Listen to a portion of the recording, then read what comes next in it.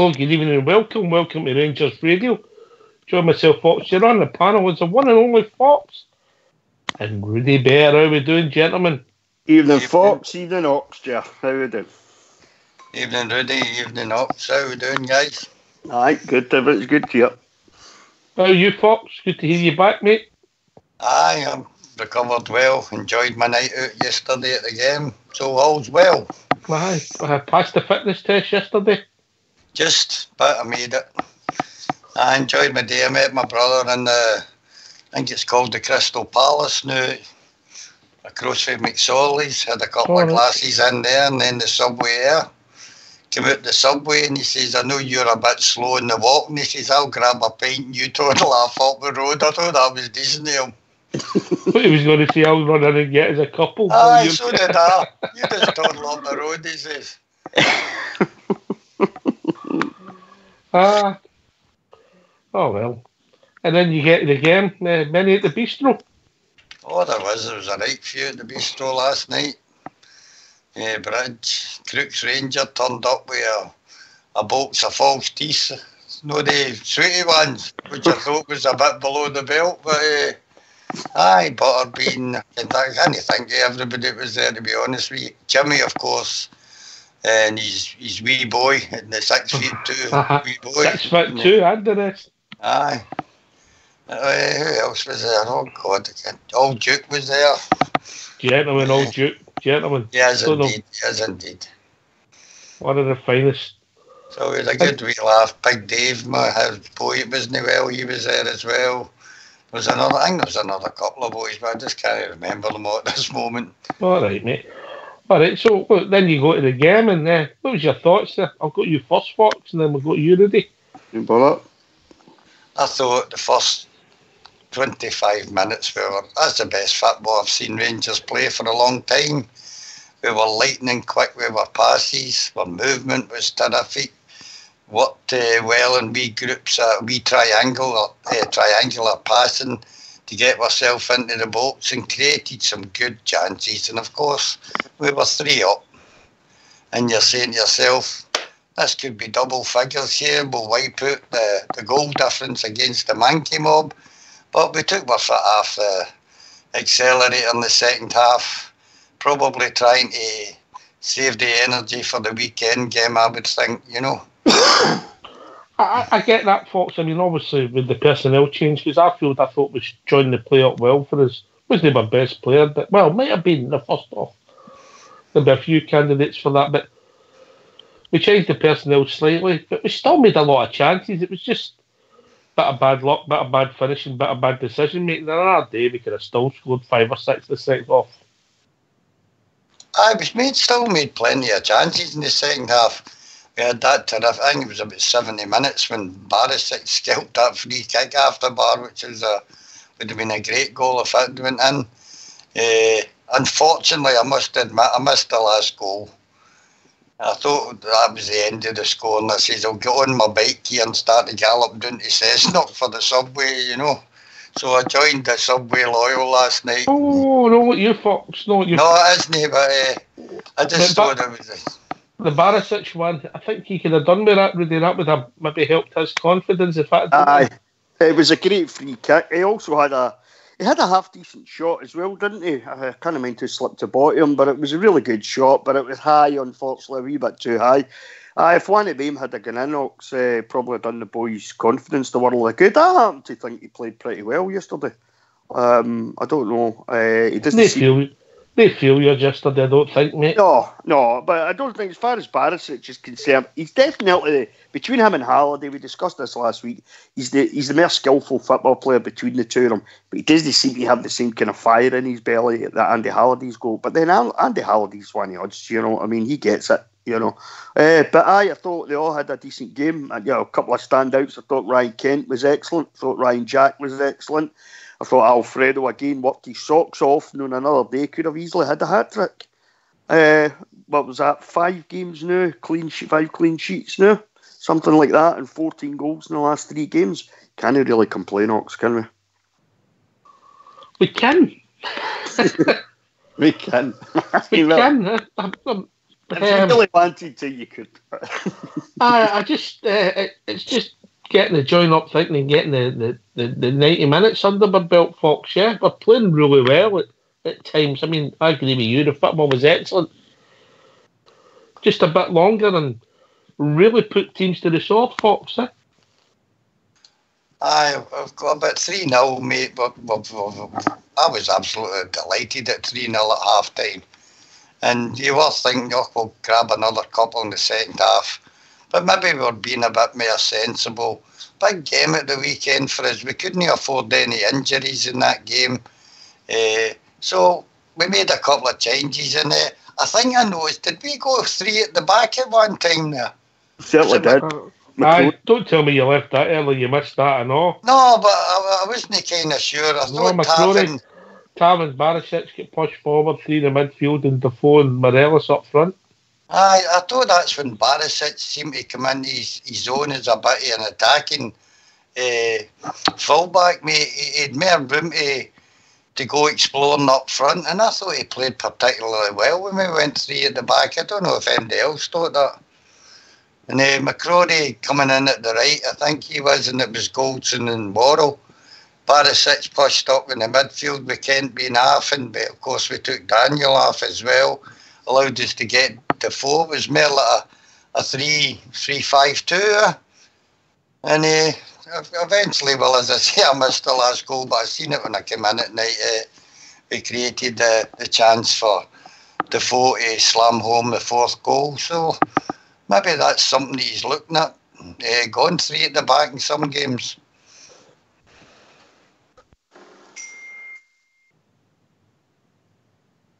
I think it worked quite well, Fox, to be honest. Broke McCrory on, we went 3 at the back. But then the game was won by that time. You know, as far as scoring more goals goes, if you give me a 3-0 win by half time, I'll take it every day of the week. You know, I think once you get to half time, if you're 3-0 up, you've won the game. I know that it makes sense to keep pushing on, get more goals, you know, bring the goal difference thing down a wee bit. I don't know what, are they about 6 ahead, isn't it, or something like that, possibly? Can't mind exactly. But I can see the point in trying to score more goals. But for me, you know, like you said, huge game at Pittodrie at the weekend. Massive game. Probably, as Bridgeman would say, biggest game of the season so far. So it makes sense to get Kent off. I think Kent's exceptional. I think if there's any way we can hold on to that boy next season again for another loan, that'd be great. You know, don't know about buying him. I don't know if we could afford him or not, to be honest. But taking Candace off as well, you know, getting Jermaine Defoe and gets his 5th goal. And he took it exceptionally well to Jermaine Defoe. Got a chance, bang, and held the defender off and banged it, rattled it right into the back of the net. Fantastic. So 3-0 by half time. I'll take that every day of the week. Well, we started well, Fox. Obviously, we got the free kick, and I don't know if you noticed that we got the foul. It was a lovely nutmeg by Morelos, and the boy just blocked him. Aye, right away. He blocked his pass. Good ball in again for Tav. Tucked away nicely. Glenn Kamara. He didn't celebrate too much. I thought he'd have went a wee bit more than that. I suppose being his old team, he was being a bit respectful. Right. But he took his chance and put it in the back of the net. I thought him and Jack were terrific last night. I actually gave Jack man of the match, my personal opinion, you know, but I couldn't argue with Kamara or maybe Morelos neither. But then the second goal, a shot for Morelos, and what's Tav did there? Fox. That's where he normally appears, mate. He's a kind of full-back come centre forward, Tav, isn't he? When I was watching, I was expecting, quite honestly, Morelos to bust the net with it, but it was a good parry with the goalkeeper. And you could see Tav making his run for out on the right-hand side, and I said, what's he doing? And the next thing, it broke off the keeper, and there he was, and slotted it home. Terrific player, Tav. One of my favourites. The Buffalo goes, we'll move Tav up to centre forward. Remember that's how we've signed this American boy, Rooney? Aye, maybe, yeah. Tav scored 40 goals. I hadn't realised that until they spoke about it in Rangers TV. Tom mentioned that 40 goals from right-back position. That's pretty good going, isn't it, Ox, you know? There's two things about that this year. I mean, sometimes centre forwards, they say they've got X amount of goals and there's penalties in there. Yeah. Morelos' stats, there's no penalties in there, you know? That's right. Tav takes all the penalties. Aye, Morelos is just outstanding for me. And I've said this before. He is, without a shadow of a doubt, the best player in Scotland by a country mile, in my opinion. There's stuff in the papers recently about he's wanting to go and play in England. You can't blame the boy. It's where all the big money is. It's where the big TV is. It's where all the big teams are. So you can't really blame him. I don't see us holding on to him, unfortunately, past the summer. I think there'll be a couple of huge bids coming this summer. Apparently, there's teams keeping tabs on him just now, and he's not doing his sell. He's not doing his sell any harm, is he? 28 goals so far, absolutely brilliant. The wee man. One thing I wouldn't agree with you there was I don't think it's the bigger teams, mate. I think it's just a bigger league, mate. A bigger league. Yeah, a bigger league. You know what I'm saying, Ox? Worldwide television.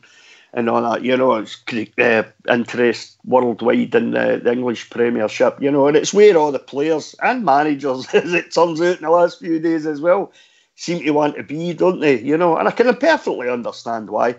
But we just need to enjoy having Alfredo here while we've got him, but he's going to go on to be something special. He really is. We'll see where the journey takes us, right? We're going to hear from your manager, Steven Gerrard, but before that, if people want to join us after the interview, what's the number, Fox? It's 0141 356 1972. Where else can you join us, Rudy Bert? You can join us on Skype at rangersradio.online. If you've been in before, Fox will bring you in. If not, he'll sort you out, but in a nice way. Oh. Right, so get yourself on mute, and we'll hear from your manager, Steven Gerrard, MBE. Steven, 4 goals scored tonight, another clean sheet, but can I get your thoughts in the 90 minutes? Well, I thought first 25-30 minutes we were excellent. I really loved our hunger, I loved our intensity and the way we were hunting the ball down, and we played some really nice stuff and showed what a quality team we can be. Obviously get to half time, game's very comfortable. I asked the players for the same standards and the same energy and the same quality, it just wasn't there. I didn't really recognise the second half individually or collectively, so I was disappointed, and then Jermaine and Defoe made me feel a bit better at the very end. So difficult to criticise the players because they've got another strong, comfortable win with a clean sheet. So a lot of positives there, but I've just said to them at the end of the game, don't put the supporters or me through that again, because you've got a responsibility to keep entertaining right till the final whistle, and we just weren't Rangers in the second half. You mentioned in your programme notes you wanted the right intensity from the first whistle, and you obviously got that, and it had to be Glenn Kamara that got the first goal first. Yeah, of course. A set piece. Glenn's seen the space. He's ran into it, and it was a tidy finish. And then we built on that. And I thought we were outstanding. If you compare the first 30 minutes for the majority of the second half, it's just two different teams. It's so frustrating, the mistakes, the unopposed passes and unforced errors. It's frustrating from the side, and I'm trying to get messages on to raise the standards and lift it up and continue, because we want to try and continue to keep scoring and be hungry and be relentless, but we wasn't. It just wasn't there in the second half. Yeah, your team went on to score 2 very good goals, of course, from James Tavernier and Alfredo Morelos. But it was just a case of trying to build on that, and as you say, maybe just didn't happen on the night.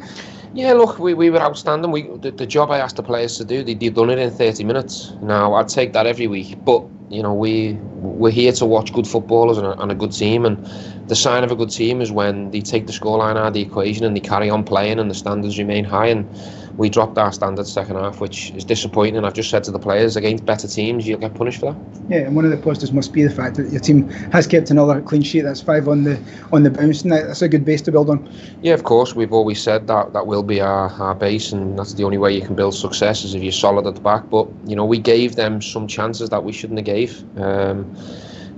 At the end they've got a couple of breakaways and a couple of efforts at goal, whereas we should be playing the second half in their half and really sustain attacks and I just keep passing them, killing them with the ball, but we never. So yeah, I mean, it's another clean sheet, it's another strong win, but there was 2 sides of us tonight, and I'm going away slightly disappointed, believe it or not. But Jermaine Defoe's made me feel a lot better, because that's a hell of a finish at the end.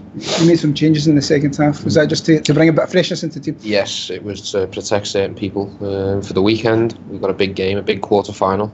So maybe I've upset the rhythm. So if the players want to point any fingers, point it my way. But at the same time, I've still put quality players on the pitch. It doesn't matter how we play, what shape. We still should have the same standards, and we dropped them. Yeah, you mentioned Jermaine Defoe. Of course, great to see him get the 4th goal. 5 goals for him now, and he's had a real impact at the club. Yeah, that's what we've brought him here for, to score goals. It doesn't matter whether Jermaine plays 90, 60, 30. We want him to be a goal threat. His movement's fantastic. I used to love playing with him. He's a dream for a midfielder because he's always, his movement tells you where to play the ball, and it was a great pass and a great finish, and he'll continue to do that if we provide the service for him.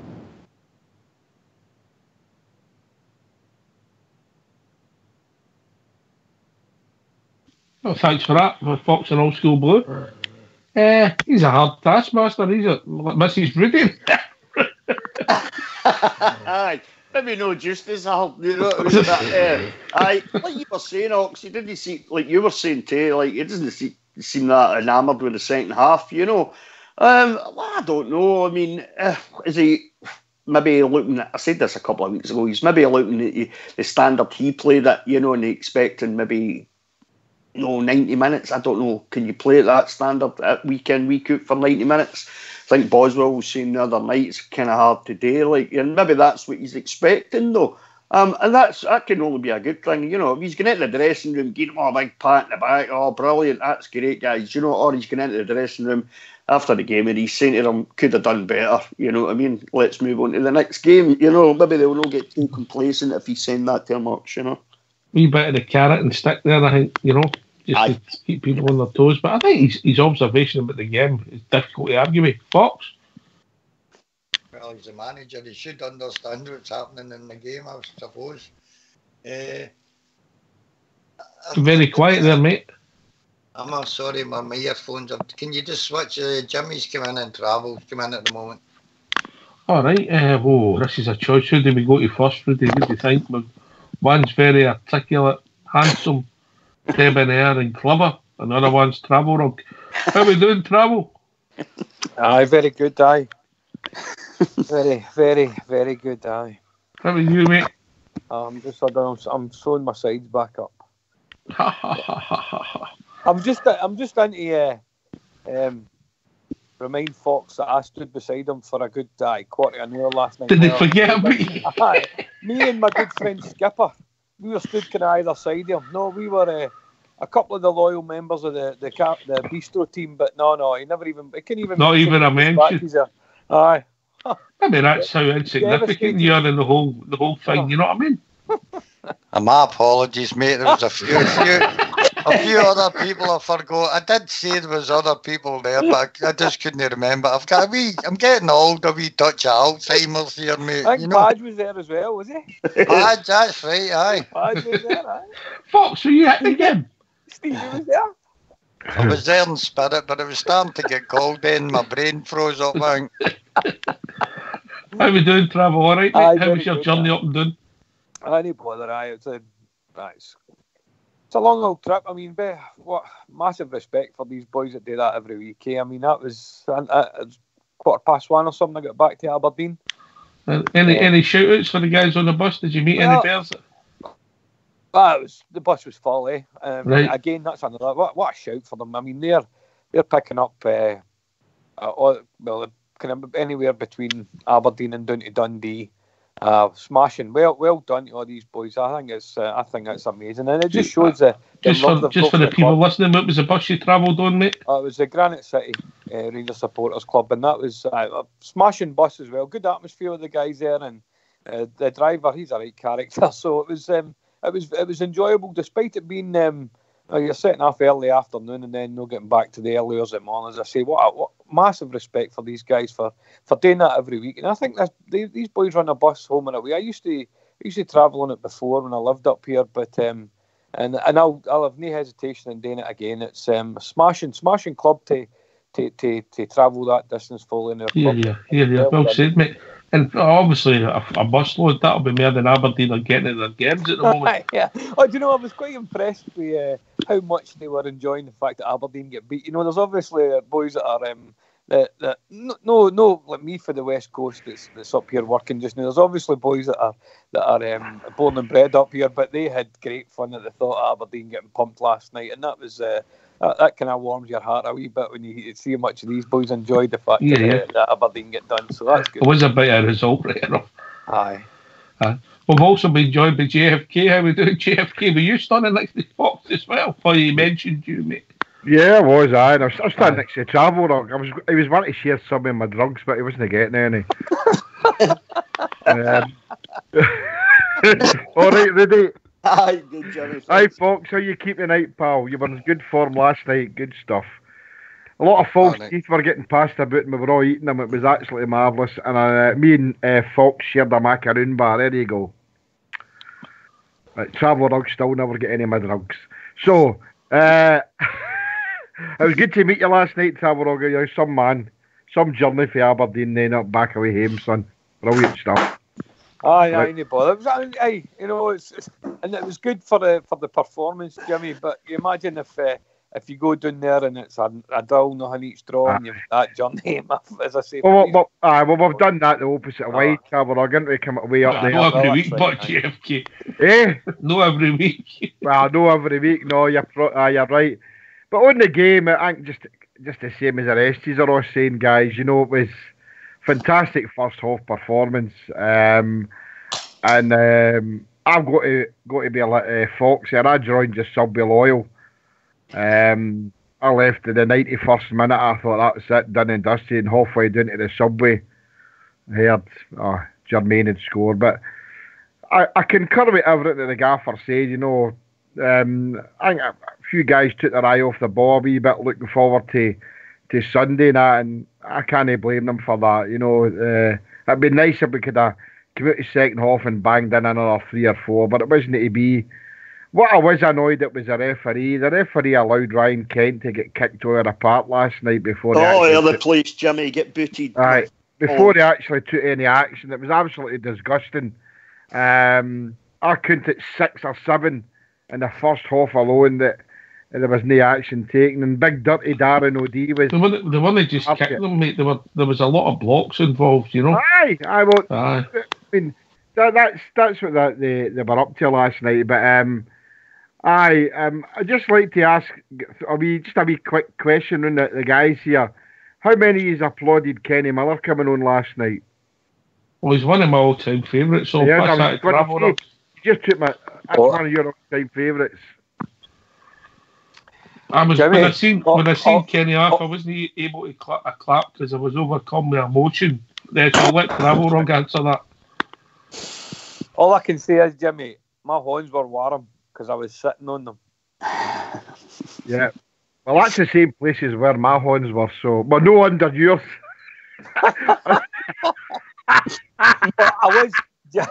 Jimmy, I was close to clapping because I know that Ox was absent. I was going to clap his behalf because but no, he's got no round the applause after me. Yeah. But I tell you, if it wasn't for a good save for Griggsy, he would have scored against us. And I wonder how many would have clapped him then.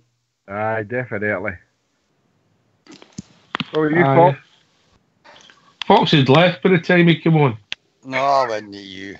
Look, I've got to get a wee start. I mean, guys with walking stick walk past me at on or about a mile an hour, mate. I like Kenny Miller. I think he's been a good servant to us. I don't think people should have a go. He's not as bad as Brendan Rodgers or anything like that. He's just a guy that's came to the club a couple of times and he scored a lot of goals for us. Who I didn't clap was Alec Ray at half time. In the draw, I didn't clap him, Jimmy. No, I needed that, mate. I was saying to the people sitting beside me, I know use the words I said there, but no. C and T. Begins with C and ends with T. There you are. Grab it. Oh, well, Jimmy, you get up the fence. Anyway, so Stephen Gerrard, he's a hard man to please. Travel then, Rudy. Well, it was. That's he's setting standards. That's all we can ask when he's setting. If he's setting standards and he's setting high standards. I think I heard a different interview the day where he was and he took Kamara and Ryan Jack aside at the end of the game and he could see him giving him a talking to and he said afterwards that he thought the two of them played well, but he was just letting them know that they can control the speed of the game and it's up to them to I think the word he used was rattle a few cages. He was saying that there was other players maybe let their standards slip a wee bit, and he was expecting they to rumble them up and get them going. You see that there? I mean, we're talking about one of the greatest midfielders of my generation. I mean, you've had a few generations before me, Ox, but he's one of the greatest that I've seen. And for him to be doing that with these two boys, it must just be, it's brilliant that he can pass that experience and also the massive respect that they've got for him. He's willing to do that, and as a coach and as a manager, it's great that he's willing to bring these boys on and continue their development. I think he's both said that Kamara and Jack had great games, but there's Steven Gerrard even willing to spend even more time to make them better, and that's brilliant for us. What surprised me about Kamara last night is that the speed he covers the ground at travel. He covers some ground, doesn't he? Oh, and he's no slowing it at all, mate. He's harrying them all the time, and inevitably nicks the ball after them and takes it away. You know how you get guys, you get great tacklers travel, and then we'll take this to Rudy. He seems to just take the ball off people and glide in. He's got a knack. He does, and another thing that I noticed was that a couple of times when he get caught or he lost the ball or made a slack pass, he was the first player to win it back. You know, the last time I seen a guy with a knack like that was Fox when you get a packet of crisps at the bar. Or a macaroon. They disappear. He's got a real knack, as you said, Ox. You know, it's not like he dives into tackles. He really times them properly, so he does. And it's like he just glides in past the player, takes the ball off him. I think for 50 grand, I think we're possibly going to have a real steal on our hands there. We don't want to get too carried away. You know, I mentioned Koulibaly the other night. We were all raving about Koulibaly the first few weeks of the season, you know, and then got his injury and he's just not been the same since. But this boy seems to come in and hit the ground running, really, you know. And like you were saying about Steven Gerrard taking him and Ryan Jack aside at the end of the game and having a wee word with the two of them. What midfielder wouldn't they want to have a guy like Steven Gerrard as their boss and talking them through games, talking them to them after the game, letting them know how well they done, but where they could improve. Fantastic to have a world-class superstar of a midfielder telling you how you can improve your game. As a midfielder, that must be just fantastic for Ryan Jack and Glenn Kamara. Brilliant. Yeah, well, on the way to the subway last night, there was a lot of guys that were actually comparing him to Barry Ferguson. Do you think he's that type of player? That's a big shout, the new Jimmy. I would give it a wee bit of time first before we start making the kind of... Yeah, but that's what I'm saying. That's how highly thought he is already, and he's hardly been here. First impressions, JFK looks a good player. He looks a really good player. He's an internationalist. Yeah. And he looks like an internationalist. Yeah. I said that his first game he appeared for us, and I said on here that I think he's got the makings of a cracking player, and it's been proved right. I mean, every game so far he's went on another step, you know. And to me, and I don't want to be putting a kibosh on it, and we all get too angry about him. But I think he's a cracking player like the rest of these guys. It looks that way to do. When you go Jimmy, he's got the next 4.5 weeks, which could be the making him as a player. Yeah, the games that's coming up soon. Yeah. That's going to be big tests for him, and this could be the making of him. And that's definitely. I'm not going to try and label him as too much just now, but he's certainly been impressive, and let's see how he is at the end of March and not the end of February. Let's see where we stand with him then. I mean, Neil McCann speaks very, very highly of him. He's obviously tipped Rangers off and said, look, this boy's worth a wee bit of attention. As you say, though, Travel, there's some huge games coming up starting on Sunday for me. Let's see, next few weeks, let's see how he gets on. He's got some big games, and if he can perform in the games, we might just have a player. We might just have a player on our hands.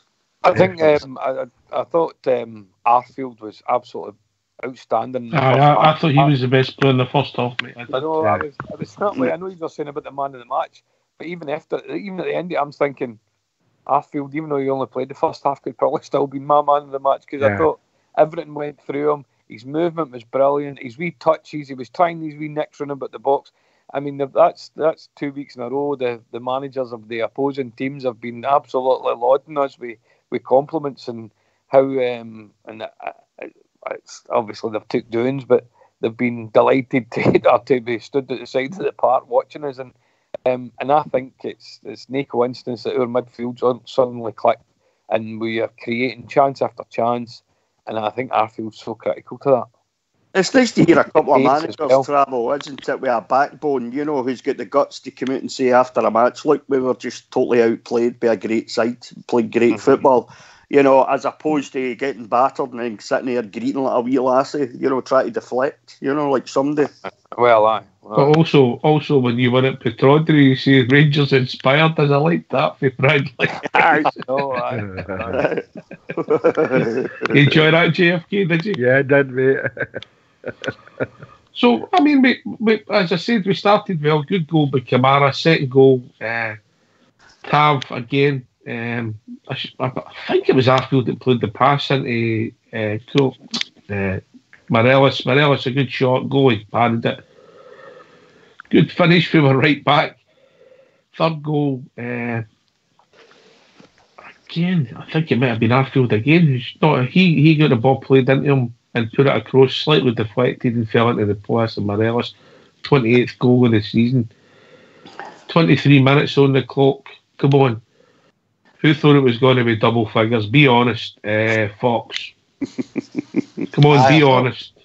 I thought we'd go on and score a lot more, but we can't be disappointed either. We've struggled in the 2-0 draws to even make the chances that we made last night.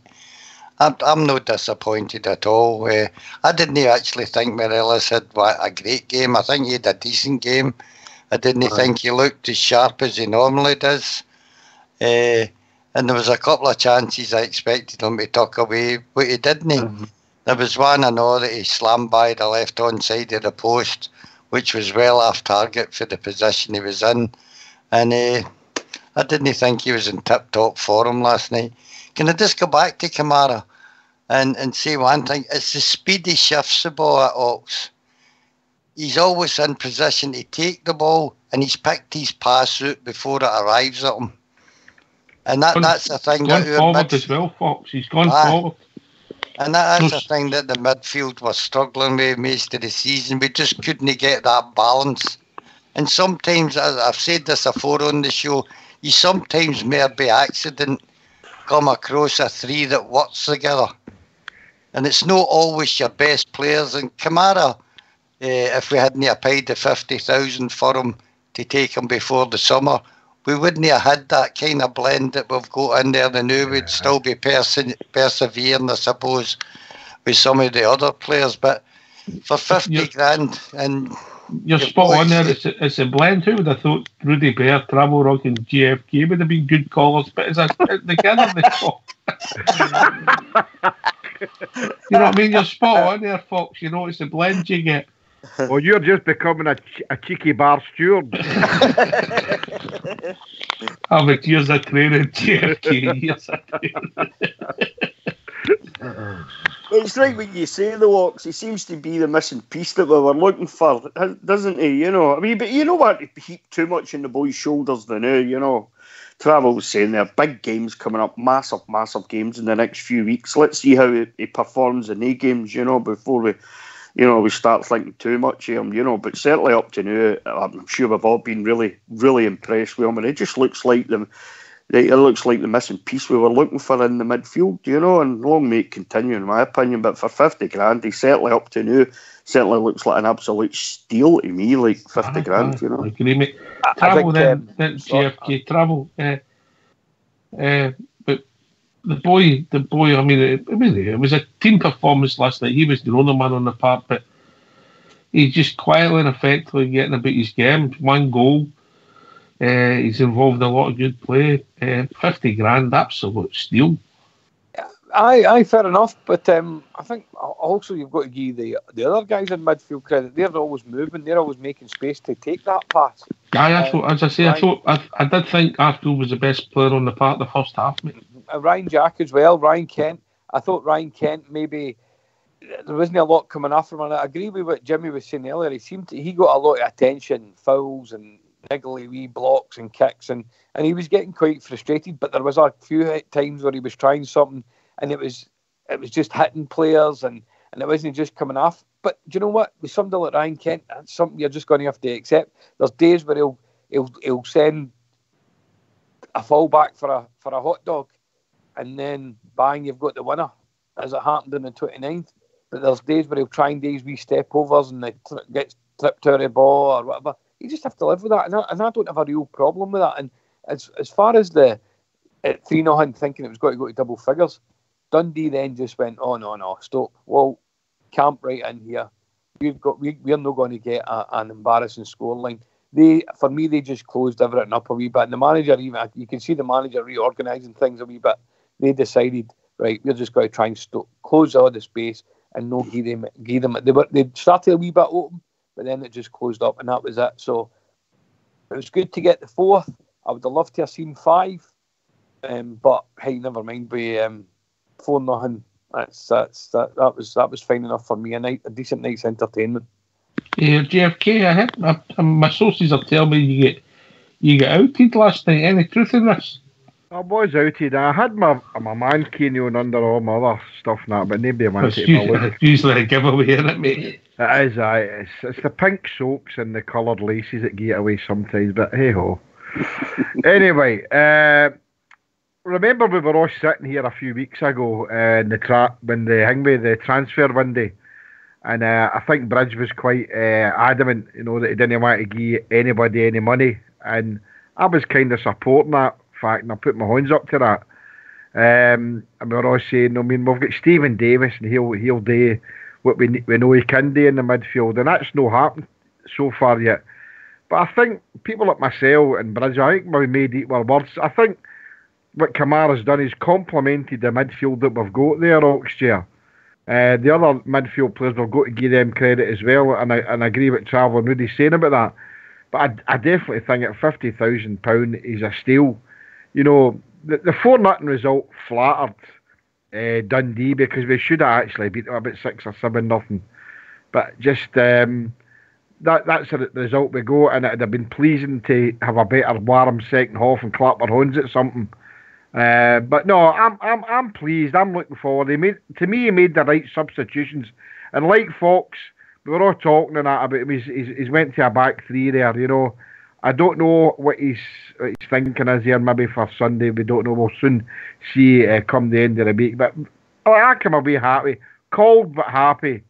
I had some drops I could put under my tongue after the game. It kept me warm and kind of gave me a wee gate glaze and all that. But again, Travelrog didn't want any, so he wasn't getting any anyway. Well said, GFG. If people want to join us, give their thoughts on last night's game, what's the number, GFK? 0141 356 1972. Where else can they join us, Travelrug? Skype, Rangers Radio Online, and Old School will bring you straight in. And what can they talk about, Rudy Bear?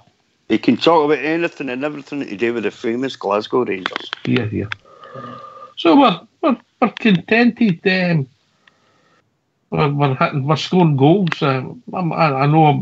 I honestly, after 23 minutes, I thought I would have liked to guess what this is going to be. It did cross my mind about double figures. I'll be honest.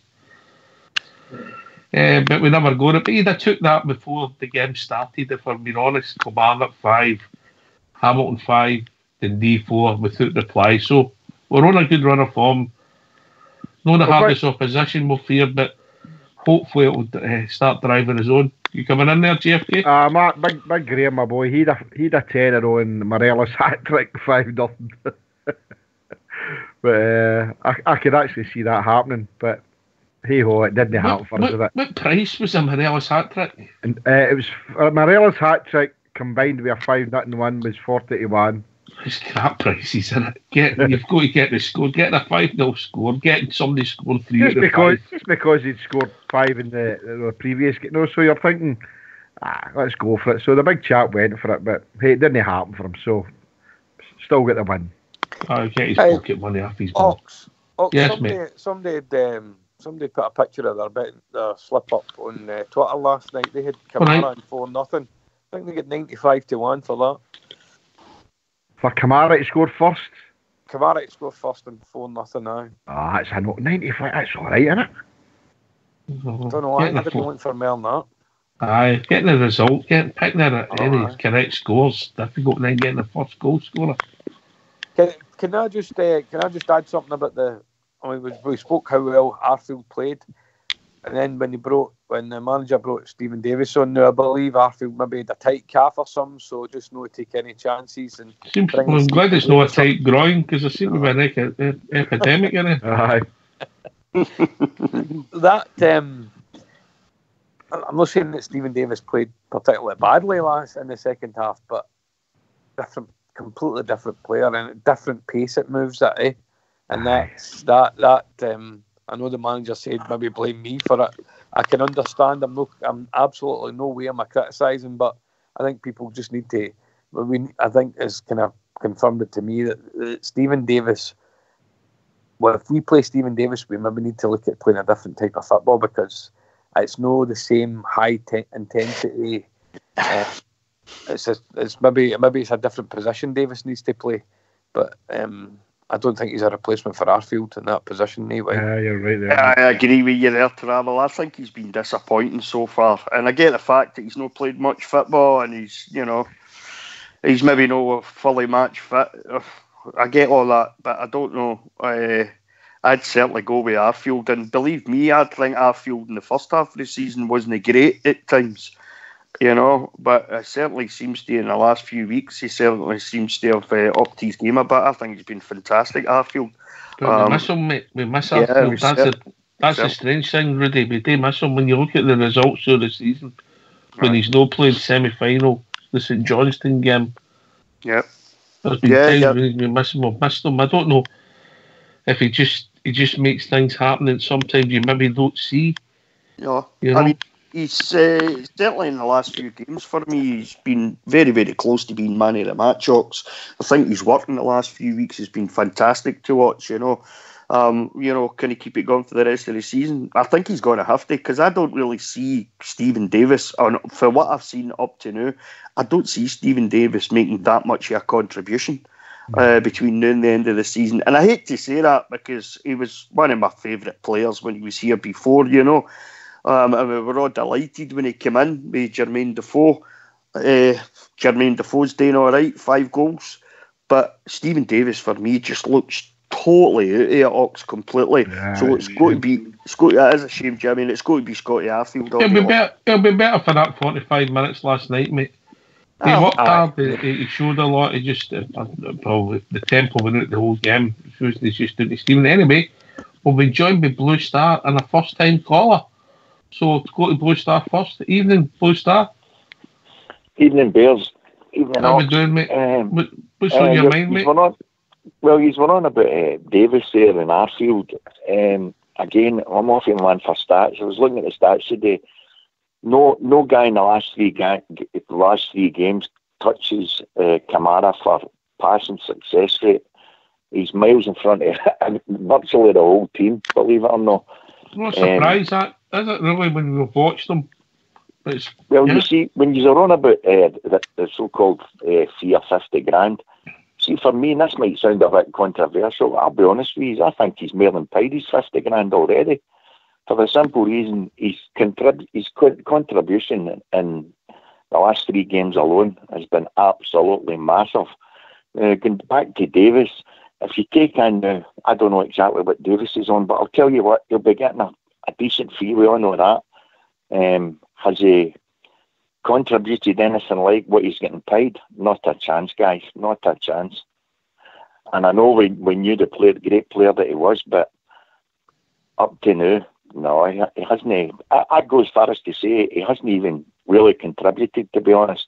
No. It's not been there. He made the 5th goal with the pass to Candias down the wing in Sunday's match.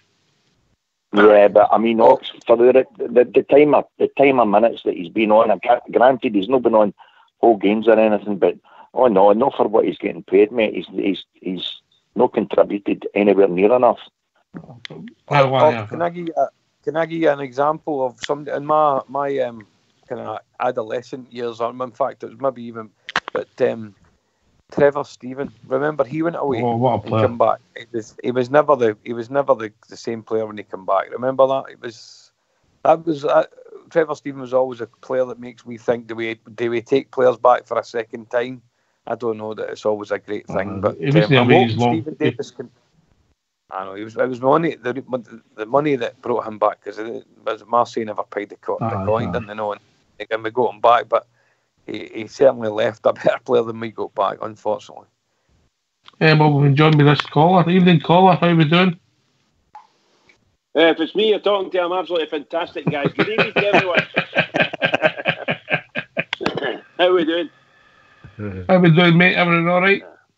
Well, it's close, you know. So Yeah. I don't want to say too much about it now. Okay. But we were out there for quite a while, so we'll be back out there first thing in the morning. No, we spoke about the game. I don't want to go over old ground if you have spoken about the game. We'll be waiting for you. All right, aye. And Jay's sitting there. I can't believe that. And travel run. No. Right, just who was your man of the match? Keith, your thoughts? You touched on it briefly through your sandwiches last night. Aye, I know. Tell me about it. It's late getting in and so on and so forth. But no, I said last night, I was between. I would give it to Kamara because he scored. For number one, he scored, and number two, I thought he had a fantastic game, and it was all over the place for Rangers. His second half sort of died a wee bit, with some passes went a wee bit astray, but it was still there. And I would actually go 50-50. To all intents and purposes, 50-50 with Ryan Kent. I thought Ryan Kent was absolutely immense last night.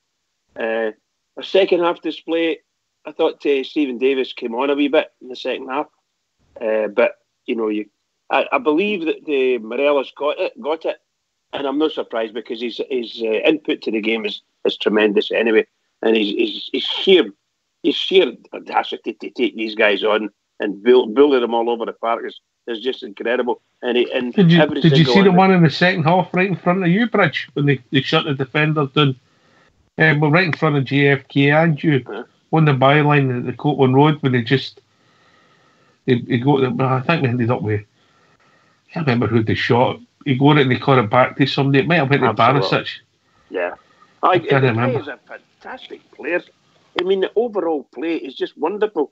He nutmegs people when they don't expect it. I mean, he must have nutmegged 2 or 3 people last night, to be honest. So yeah, I'm not surprised people want to give it to him.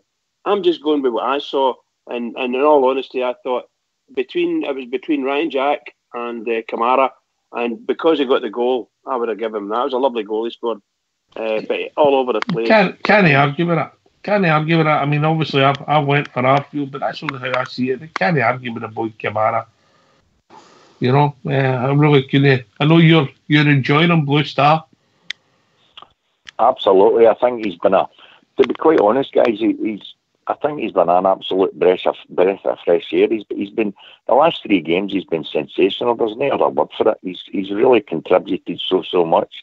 His overall range of passing, and as a couple of you were saying earlier on there, you don't believe just how fast he's moving some of the times until you see him flying by guys. He's got a right turn of speed when he wants to. As you said earlier on, the amount of times that he lost the ball a couple of times, straight away he's got it back after him. But he's passing, the amount of times he gave it out to, what do you call him, Kent, and I mean it was good 30 yarders. For me, he's got his range of passing's tremendous, really is. Bridge feels that bad about the 50 grand he's going to give it. He's in change to Rangers just to say, all right, that's you know, I still had. I'm not taking anything off of that. I say, and I've said it all along, I didn't want the guy to come here. I didn't want to give them any money if money was involved. I want him to come under the sort of for free, yeah, in the summer. But if they've spent 50 grand on that, and that's the player we've got for 50 grand, let me tell you now, it's an absolute steal. Even if it's only 5 games on, you know what I mean? Boy is just tremendous. He scored a goal for us. He's made a few. He's been involved in virtually everything we're doing. What a player! It's really good up to now. GFK, even Bridge is happy. Aye, well, I'd mentioned Bridge earlier on, and I mean, and I kind of agreed with Bridge at the time. You know that I didn't want to give another club any money, and I was quite happy for him to come join us in the summer. But as I say, I'm quite happy again to put my hand up and say I was wrong. You know, he's for his first appearance up to now, and I'm not getting carried away. I mean, Trevor Rugg's right. We'll give him time, and you know, and same as Rudy said there, but. We can't be unhappy with his performances so far. I think we were all expecting Stephen Davis to be performing the way Kamara is, and unfortunately, a hero of mine, Stephen Davis. But Kamara's come on 4 games and later, and he's absolutely. To me, I'm just hoping it continues up to the 31st of March when we go to the Pedo Dome and play the puddle drinkers, you know. But aye, can't argue about his performances so far. But like Bridge, I didn't want to give him any money. I've got to put my hands up to that. I'm going to hear for the boy Kamara, but we'll leave it after the tune because it'll be really interesting when you hear what he thought his performance last night. I don't know if you've heard it, Blue Star, but you'll be quite surprised. No, I haven't. I'll be quite surprised. No. In fact, we'll maybe throw that one before the tune. Fox, you got it? Get yourself from mute and let's hear for your Going your first Rangers goal, how much did that mean to you tonight? Yeah, obviously it's a bit bittersweet, I guess, scoring against my old club. But yeah, I'm delighted to score and happy for the win, most importantly. A fantastic ball in from James Tavernier. Was that something you'd worked on, or did it just happen on the night? Obviously we work on set pieces and everything, and luckily I was there to finish it. What did you make of your overall performance tonight? Bit sloppy at times, definitely, and yeah, I think I was a bit sloppy at times, but hopefully I can be better next time. You're building up a really good partnership with Ryan Jack and Scott Arfield. How much are you enjoying playing alongside the two of them? Yeah, they're really good. I'm enjoying it. Obviously, they're good players and they've been here for a while, so they know the game, and I'm enjoying playing with them. The manager had a small message for you and Ryan Jack just as you were coming off the park. What was that about? Just about the game management in the second half and in the first half as well, and yeah, just try to manage the game and manage it better. Was that maybe the frustration from tonight, that 3-0 up at half time you didn't push on? I know you got one more goal, but it wasn't a few more. Yeah, I guess we probably didn't play as well as we wanted to as well in the second half, definitely, and so yeah. Have you found in the settling in period here at Rangers so far? Yeah, it's been good so far for myself, and I guess the team's doing well right now, so yeah, I'm happy. And pushing on to Aberdeen on Sunday, huge cup game, but one I'm sure, given the last couple of results, the boys are really confident about. Yeah, definitely. We've got to go there with a positive mindset and get a win.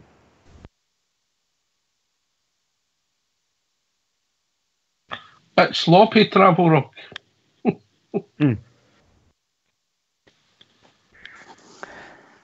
Standards, Ox, that's what we're talking about. Set high standards, that's what we expect to our club. Really come down as a grounded young man, and was the overly well with his performance, so more to come, JFK. What Travel said there, you know, listen to it today, and hypercritical of himself, and he's setting great standards, you know, how he wants to perform. He sees himself, didn't perform well, and that can only bode well for us. If he thinks that of himself, then I'm looking forward to bigger things for him then. But it was a good interview. So, yeah, good standards he's setting. There you go, Blue Star. Bit sloppy. Shows you what you know. That's great to hear. If he can get better, then that's just going to be brilliant for us, because at the moment, as I say, I've been very, very impressed with him. Mate. If he can get better, then that's only going to be even better for us. Rudy Bear, I was impressed with the young man when I heard that interview, how grounded he was, and obviously he wasn't getting carried away. No, he doesn't seem to be. As you said, a bittersweet moment for him. Scores against his ex-club, but look, if he keeps improving the way he has done in the last few weeks, he's going to be a real mainstay for us, I would imagine, in that midfield. Sounds a really grounded young man. I really liked his short interview there. Brilliant. Doesn't seem to have anything. He doesn't seem to have a big head. Talking himself up, saying he can do better, he'll get better. Brilliant. Setting standards, and that's what we want for Rangers players. Ox. Yes, mate. I'd like to know what part of Denmark he comes from. Is that Hackney or Clapham? Finland, mate. Finland, even. Aye. I think it's. That's for sure. Aye, it's definitely within the M25 circle. Finland, mate. Just one other thing about last night's game, and Jimmy and Fox. I don't know if you want to remark on it, but I wasn't aware that there was going to be a protest by the Union Bears. Or a protest, boycott, however you want to. But you mentioned earlier on about Arfield, how you don't realise what you've got until he's not there. Last night, the atmosphere was, you could hear the players shouting. There was the Union Bears. I've seen it today. The reason they had this. Got the statement. You've got the statement. Okay, well that's fine if you've got to talk about it. So no, but again. Great kudos to these guys, because it's quite obvious to me last night that they do bring something to the stadium and on nights like that where, yes, we're up 3-0 and we're cruising, everybody's just sitting there comfortable and we're sitting enjoying the football, but there was just something missing, and that was the atmosphere. Yeah, the atmosphere last night was pretty dead, let's be honest, guys, it was. Yeah. And as I've got just going to talk about it, without the boys, they charged the whole place up. JFK, I know I've heard you many a time, and I know you mention them quite often. It's exactly what the guys were saying there. It's not until you don't hear them that you notice the ruddy difference when they're not singing. Yeah. Well, that was the first thing we noticed walking into when I walked into my seat. Blue Star is that usually the banners and all that are all waving about and the bouncies going, and Nene's had an idea of what was happening. It wasn't until this morning I saw the statement that they'd released, and I mean, I don't know if Oxyer's going to read out their statement now, but the protest is obviously they want standing areas put at Ibrox now, and I don't know if that Rangers have actually refused it as far as I know, so I don't know if it's ever going to come to fruition for them. No, I think they've said, Jimmy, they'll look at it again. They're going to keep looking at it, and I don't think they've actually come out and said they're not having it. I think I don't think the Union Bears I'm under the impression with the Union Bears that they think it's gone on long enough now, and the decision should be the club saying, well, look, we're still looking at it. I think they're going to kick it into the long grass until maybe next season or something, It was quite tell you one thing, guys, we need them for the singing. That's no doubt about it. You're right, mate. Honestly, I think they're a huge part of the matchday experience at Ibrox. It's like 100%. Yeah, the noise and sound they create, the spectacle that they create is just absolutely fantastic. I think they do an absolutely sterling job, and they should be much more appreciated. And I seen some stuff on social media the day that people were being a wee bit derogatory about them because of their silence last night, or whatever you want to call it, their wee demo. I don't know. I think that we should be promoting them, really. That's just my opinion. I know people have different ideas about them, but my opinion is we should be promoting the Union Bears to, I just think they're a huge part of the matchday experience for us. All right, get yourself a mute, and we'll have a tune for your Fox.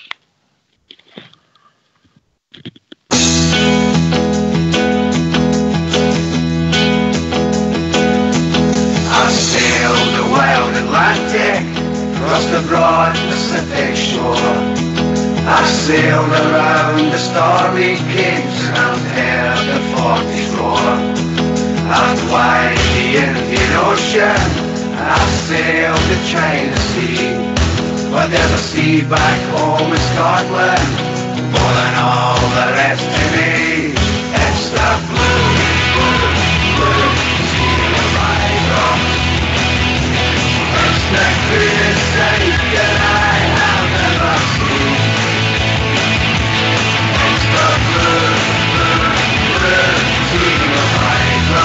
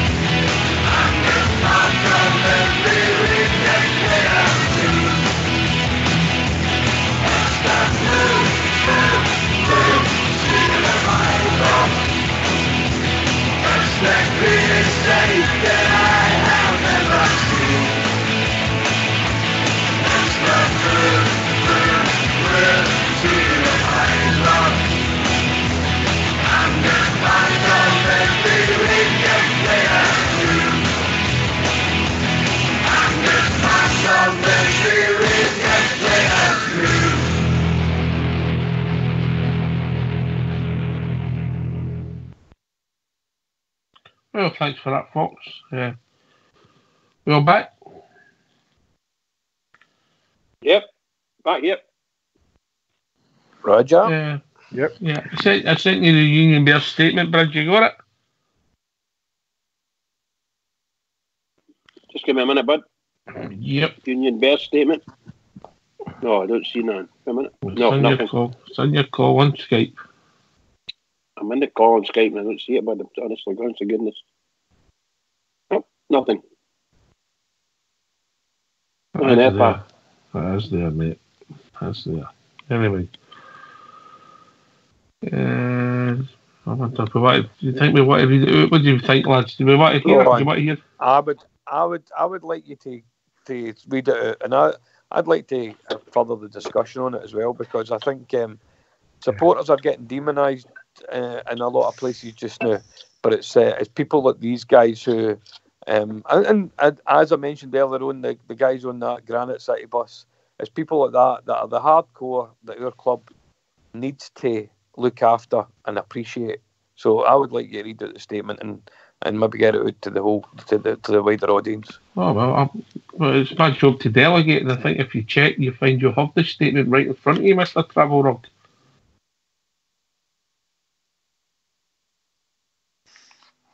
So you got it? He's no answering me. They're all going quiet, JFK. I don't have it. So I know you can read. I've got it. I'll read it. There we go. I'll read it. Right, go on then.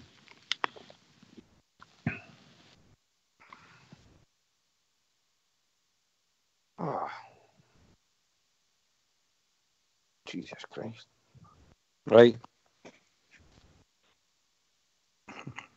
Go on mute, this could take a while.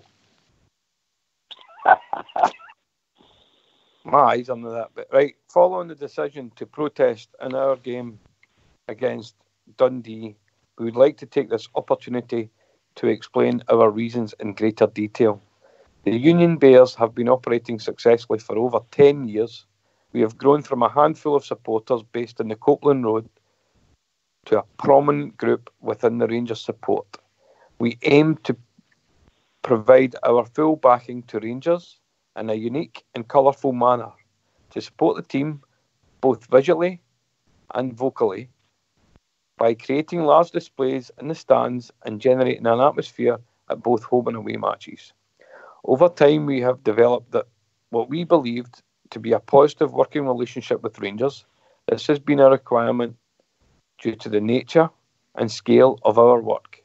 We have in recent years attempted to create a dialogue between us and the club regarding both the installation of safe standing at Ibrox and the possibility of a move from our current location in BF1. These numerous attempts have never materialised into anything substantial and have always been disregarded at the earliest opportunity. Despite positive discussions earlier this season, which included supporter surveys and feasibility studies, we find ourselves in the same situation as years past. We learned yesterday afternoon that Rangers have rejected both a safe standing proposal and a potential move for the group to BF3 for the forthcoming season. We believe we have exhausted every avenue open to us and are left with a decision to make regarding the group's future. We are wholly dissatisfied in the manner in which the club have dealt with these issues and believe both the Ibrox atmosphere and match-day experience will suffer due to this. The club seem content to benefit from the group's presence when it suits their motives, offering nothing in return. As a group, our aim is to grow, expand and generate a positive experience within the Rangers support. We feel we have outgrown our current section in BF1 and cannot achieve this where we are. We truly believe we can, as a support, create a match day spectacle to match the size and standard of our illustrious club. Over the coming months, we will be staging various forms of protest and will be canvassing in the hope to generate support and backing for the group. We will be calling on all Rangers fans, clubs and groups to lend us their backing. As witnessed in the stands over the years, our goal is to furthermore improve the atmosphere and supporter experience. The decision to protest was not taken lightly. We feel, however, the club's decision will ultimately have a detrimental effect on the support as a whole. We are appreciative of the supporters' backing that we have received in the past, and we value your support going forward. Union Bears, no surrender. What would be really great if there's any Union Bears out there listening to the show that are involved, and if you wanted to come on anonymously, it'd be great to hear from you. So if you want, he's a call on 0141 356 1972 or joins at Skype at rangersradio.online. Rudy Bear, just before I go on for that, I had not seen that statement. I'd read about the boycott, and then they said they were going to make their statement today. I hadn't seen that statement. So what I said earlier on about the effect it had on the atmosphere in the ground, that I'd said that before. I've seen that statement. So I can only. Well, you didn't see it till I sent you, did you? No, that's first I've seen it, but that only. Bridge is still looking for it. What they're saying, the statement is 100% correct. Mm-hmm. Rudy, you were coming in there, mate. I'm a big supporter of the Union Bears, Ox. I totally agree with the statement, I have to say.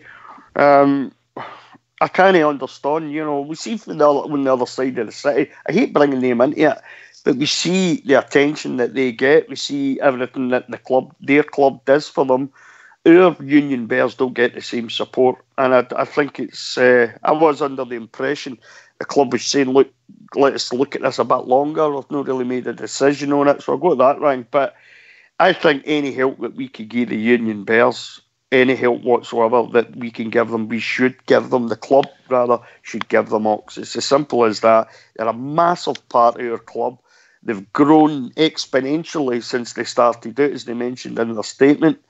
And for me, they're a big, big part of the match day experience. And I think they add so much. I remember sitting in the main stand.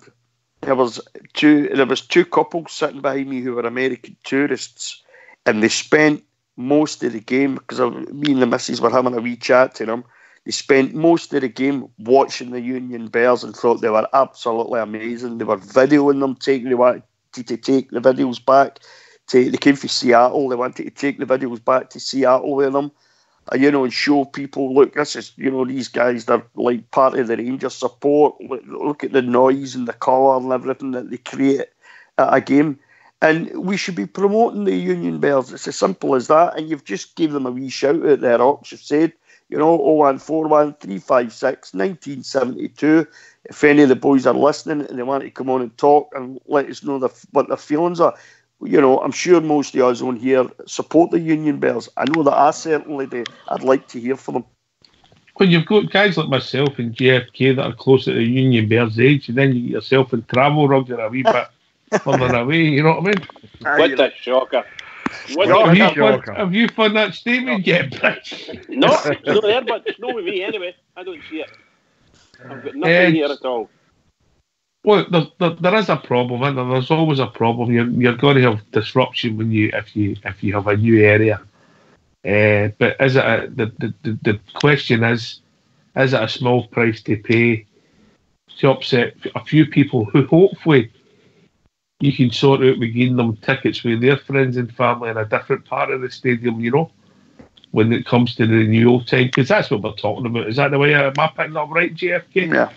I mean, the Union Bears are growing, as the months go on and the seasons progress, because you can see it getting bigger. I mean, I remember I'm going back when it was a Blue Order with the timpani drums and all that, and the trombones, when I used to go to the family section with Big Graham, my boy, and then you can see it that once the Union Bears organised themselves for the Copeland there to the BF1.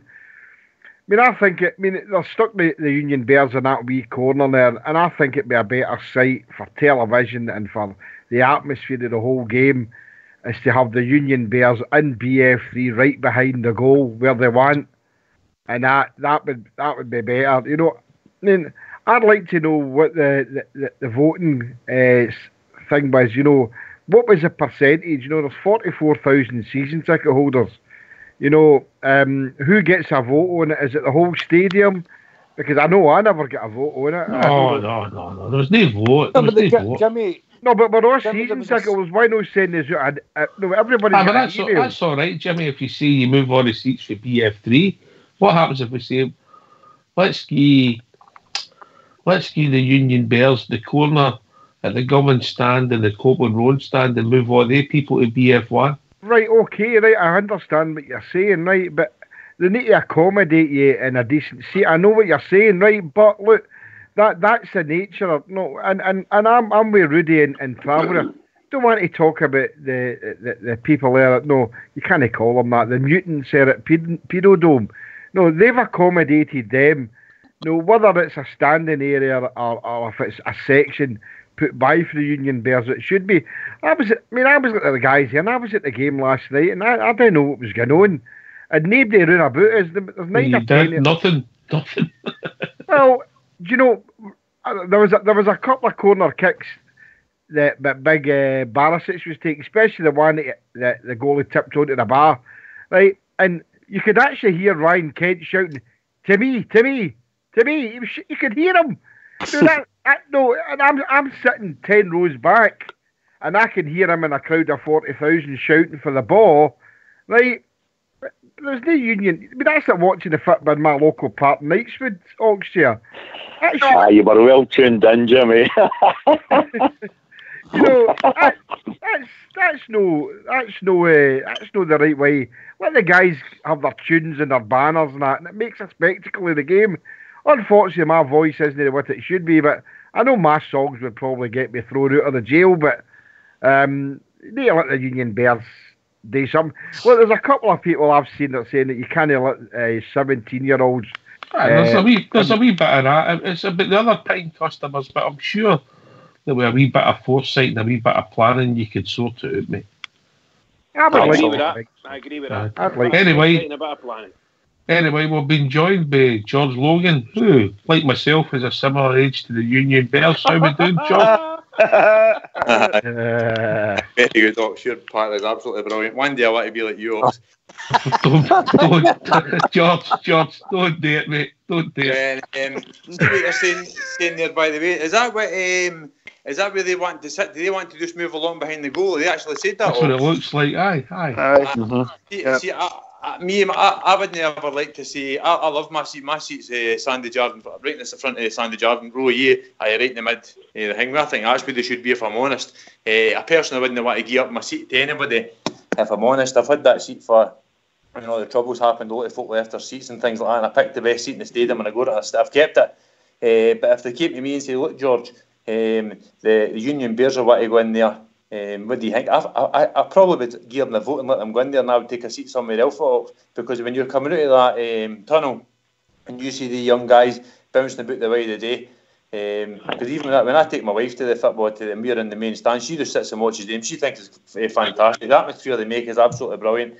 I think we should accommodate these young guys. And I can't a lot of people turn around and say it's not about them, but they do a hell of a lot for the club. And I can they sing some songs, it's a wee bit thing, but they're absolutely brilliant for the stadium. The atmosphere is fantastic, and you notice when they're not there, they're not singing, you notice they're not there, and it's a different place altogether. If we can George, I like your point that the boys are, say, 17-year-old lads, but 17-year-old lads become young married men and have families of their own. That's what's future support. That's what we need to encourage that, I think, Oxford. We lost out in a few years. Young boys got the game. I would say probably 12, 13, 14-year-olds a few years ago we missed out, and they guys got the game because it wasn't interesting. They wouldn't want to go and watch Brecon and all these teams. So we need to encourage as many guys, the young laddies and lassies, as we can possibly do. If we could get them right in the middle of that main Sandy Jardine stand as you're coming out, as they're coming out the tunnel, when you see that, I think that would be a good spectacle for the club. I think we should encourage that and try and get as many people behind it as we possibly can. I can see the wee guy's point, if I'm honest, Ox. We'll be joined by a caller. Evening, caller. How we doing, mate? How you doing? All right. How we doing? Yeah, not too bad. Not too bad. Who is it? It's Mark from Corby. How we doing, Mark? How we doing, mate? Yeah, not too bad. Not too bad. Just on the Union Bears point now, we had 5 season tickets last season and the season before in the West Enclosure. And the only reason we kept them was because of the Union Bears, because 3 of the tickets were kids' tickets. And that's the only reason they wanted to go back to the games all the time, was because they wanted to watch the Union Bears. They never watched none of the football. It was just, they were entertained. They kept me and the brother going to the games all the time just because they wanted to see the Union Bears. I can agree with that. They travelled all that way up just to watch them. I've travelled around. You had that with your boy and all, didn't you? Aye, I've got a cracking view of the Union Bears. And by the way, they're not just 17-year-old boys. There's older ones. It's maybe no my age, but there's boys in there as well enjoying themselves. And just they often get helped in, the guys at your age. Listen, guys, look, I'm not going to mention this guy's name, right, because he's a friend of my family's and he's a member of the Union Bears, right? And he's 31. Okay, so I'm not going to embarrass him. I mean he's that, and you know him, Oxford, so I'm not going to but I used to go to all the away games when I went in the Roseville bus and the Northwest Area Rangers bus for the Roseville many years ago, and he travelled on it, and his boy is 31, and he's not as active as he used to be due to work commitments that, but he's still a Union Bear. So it's a lot of rubbish that they're all just wee daft boys at 17. And I hate people use that. Daft boys at 17. Look, if you don't know what you're doing at 17, then you'll never know. Right? Anyway, we have been joined by a Union Bear. Well, a Unionist Bear. How we doing, Stevie? All right, lads. How you doing? All right, Stevie with the drum. How's it going, pal? Bridge man, how are you? Wonderful. We're hoping you're going to tell us things about what's going on at the Broomloan now. Okay. Yeah, look, you know us boys for the drum, Bridge, we don't talk much, but I'm on 100% to give the Union Bears my backing, and hopefully the people at Drum Chapel's backing. The Union Bears are absolutely fantastic, guys. And listen, it doesn't matter what age they are, whether they're 17 or no. It's the future of our club. They boys bring an experience to that place. We all witnessed it there on Wednesday night. You could hear the referee talking, never mind the players. The bottom line is these boys, surely between the club, I think it was Ox that said, between the club, amicably, we could sit down and sort something out with these boys. They're absolutely brilliant. And just remember, I know, guys, see, it's not just the football when it comes to the football. These boys are out supporting, putting the back into our team, whether it's for the BBC or any other mobs that are trying to bring our club down. These guys are away on a Tuesday night, a Thursday night away, going and sorting things out and trying to back our club in the nicest possible way. We need the Union Bears, and it's our club should give them every bit of support. Was that big Mark McPhee for Corby on there? Did I hear?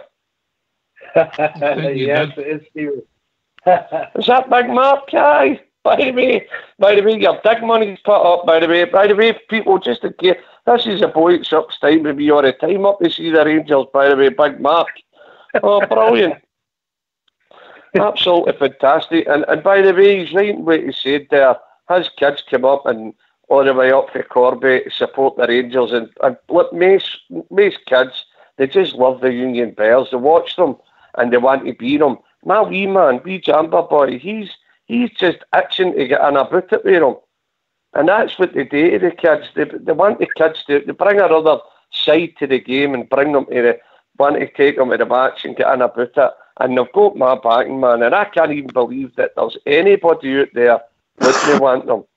I know, understand if you're sitting in the seat. How many times are we going to hear this? I've sat in this seat for 20 years and nobody will move me. Come on, see if you've any thought of making the match day experience better for everybody and stop thinking about yourself. Just let's try and get it the best. Let the club sit down with them again and hopefully they can sort something out. Because we're starting to get back on our feet in every department now. So let's hope the boys get what they want. And I'm willing to get my own day in for the boys to get them back and get them what they want. I really do. Can I just jump in there? On you go. I do know for a fact that when the Rangers had announced that they were going to cut the allocation of the puddle drinkers, that they decided that they were going to make the whole of the Brimloan season ticket. I do know that the Union Bears saw that as an opportunity to get moved into the BF3, but Rangers weren't happy about that, so Rangers wanted to keep them in that corner. That was a big mistake, I think, that Rangers made. What they could have done is they could have moved the Union Bears in behind that goal, and then they could have said, look, there's still season tickets here available across there. They had their chance to do it, but they didn't, and that was unfortunate. I don't know if a standing area is ever going to happen at Ibrox. For me, I hope it doesn't happen. For me, I don't want to be stoning. My stoning days are thing me, but if Rangers decided that my corner was going to be for the Union Bears as a stoning area, I'm like Big George here. I mean, I'm just sitting no far from George. I'm in that corner at the east stand, and I would just hope that I get a decent enough seat. But we need the atmosphere. Look, is there another solution to it? I'll take it to Stevie, then we'll take it to Mark for Cobby. Right, one at a time. Is there another solution? Is one of the problems is that we're going to have to look at a capacity? That could be it. That definitely could be it. Oh, I mean, I don't know how many early years we've listened to let's get rid of the corner, the tellies and get the corners full. I mean, we're hearing things like that on and off. You know what I mean? Yeah, I really don't know. I just would like to, I hope it's not just the case of the clubs now happy financially on their feet and they're just saying, no, we're getting what we want now. We're getting the money either way. We're not really. I hope it's not a case of that at all. And I wouldn't like to think that the guys on the board are just happy with finances and don't care what way it comes. The bottom line is, I think you hit the nail on the head, Docs. There's got to be dialogue. You've got to get the head bummers of the Union Bears sitting with the boys on the board and say, look, there's got to be people with their noses put out of joint no matter what they do, but try and get it at least noses is getting put out of joint and give the boys what they want. They're wanting to move, 3-4 sections along behind the goal. Come on, man. Give the boys what they want. By the way, remember, these guys aren't just at Ibrox. They were in Villarreal. And by the way, impeccably behaved too. They organised marches for certain squares, town squares, all the way up to the grunts in Europe, never anywhere else. And the boys have been brilliant. There's been no trouble or hee-haw. It's not just Ibrox, these guys are backing the Bears. You know what I mean? So let's give the boys what they want. Let's try and get it sorted. But as you say, Docs, that could be the only way to do it. Get rid of the tellies, get the corners full in, and then say, right, where he's want to go is at the front of the grub and the Brimlin or back, and ask the people to move into the new corners, which will be the new thing. You'll probably, you know what I mean? You'll probably more chance of getting the corner now in the house the drum, you know what I mean? All right, we'll go to Bridgie, then we'll go back to Mark. So, on you go, Bridgie, we're coming in. Now, I was going to say that I know we've spoken about this kind of thing before, certainly from a capacity perspective. And yes, the two corners that are not filled in, I'm sure that the whomever has got looking after the stadium could come up with an engineering solution to that may increase the number of seats available, of the spaces available. I don't know how many we could get in there, but my goodness, would that not be a smashing wee place for me anyway? For the Union Bears, my own personal opinion, I would put the Union Bears up where the away supporters are, and I'd fill the wee corners in, and that's where the away support would be, out of sight, just what they do to us, out of sight. Mark, How long you been listening to the show for, mate? And what's your thoughts on how it's going at the Rangers at the moment? I've been listening to the show for the best part of I can't remember, maybe a year or so or something. How long you've been going? But a lot longer than that. But the capacity thing is really something they have to look at, because I mean we had five season tickets there last season, and it was between me and my brother, and then we ended up letting them go by mistake. But see, after we let them go, trying to get more season tickets, it was just a no-go, or we couldn't get them. So this year, like, we haven't had them. But like, the waiting list is meant to be like mental, like just really hard to get. Even a match day ticket, we have to scrounge about, see who's got supporters clubs that have got tickets going.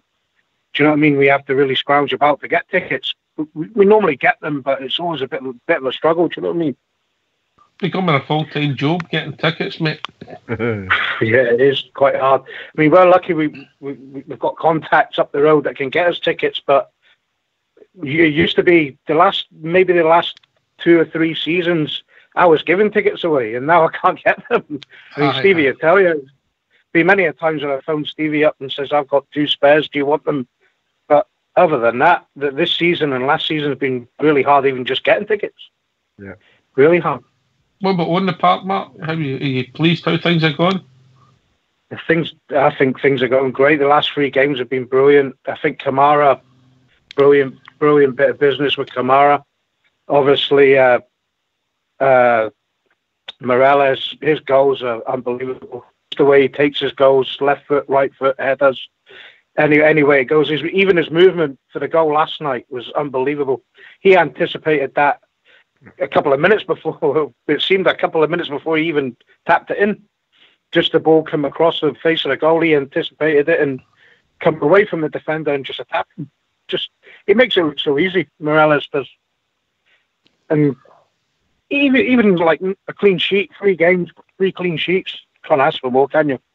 Really? Morales is a quality player, Mark. Quality player. Oh, definitely. That goal he scored was Aberdeen. Was it Aberdeen goal he scored when he sort of kicked it with the outside of his right foot? Oh. It looked like he should have really hit it with his left. Then it went in. That was a brilliant goal. Brilliant goal.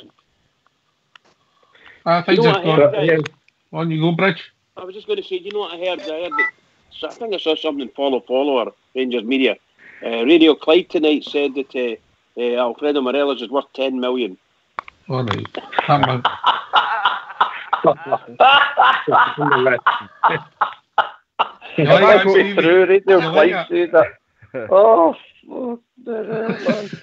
Yeah, to get back to what Bridge was saying about the corners, there's no chance. See where I sit, there's no chance that'll put seats in there, mate. That is a fully 70-seat restaurant, mate. Rangers aren't going to do away with that income to knock that screen down and there's a restaurant behind that. They're not going to put a stand in there, mere seats to. So that's a no-no for that corner.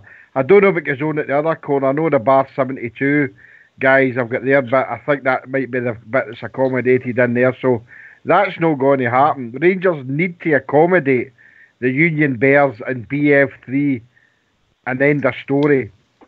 It wouldn't take a great deal of engineering, Jim, to leave the restaurant there and have seats in, mate, and then the restaurant. I'll take money, but I'll take money. I'll a wee bit of boasting here. I helped to build that restaurant, right? So you painted the ceiling?